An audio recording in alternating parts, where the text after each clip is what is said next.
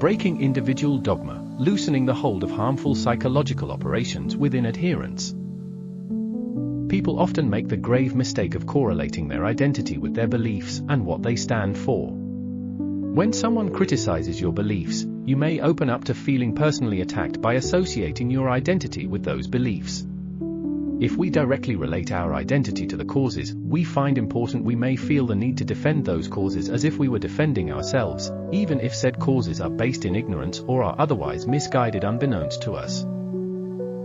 The ego complicates the process of criticism. When someone's ideology is being scrutinized and they feel attacked personally, not only may they feel the need to defend themselves personally, but they may feel the need to retaliate.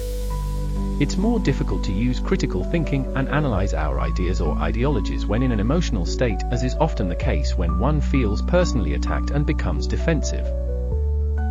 The solution to all of this is not to associate your identity with your political or cultural ideology and choose not to feel personally attacked when someone attacks your beliefs. You are not simply your beliefs, you and your ideas are always changing and evolving, but the individual beliefs within the systems of dogma remain constant. If you reduce yourself to nothing more than your dogmatic belief systems, you will surely stagnate. Rigid adherence to systems promoting blind faith renders you unable to question the structure from within and completely unable to apply critical thinking when faced with potentially helpful constructive criticism not directed at your identity but rather the beliefs upheld by the systems you adhere to and maintain. To combat individuals' defensiveness, rejection of criticism, and feedback leading to potential change or evolution in ideology, try presenting a path for coming to new conclusions that feel self-guided for the subject.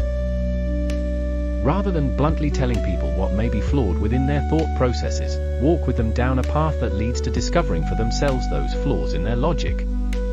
People are likely to become defensive when confronted with direct criticism, especially criticism of deeply held beliefs, but this is generally in the context of external stressors. If you can set someone down a track of questioning and criticizing themselves, they are much more likely to respond without becoming apprehensive. We are not generally offended by self-analysis as it comes from within, we usually only take offense when others question our beliefs. Instead of directly challenging someone's beliefs, get them to analyze themselves. One way of going about this deprogramming is simply presenting facts calmly and courteously. If it can be demonstrated that at least some of the propaganda within a system is disinformation, you begin to open the door for adherents to question the precepts from within.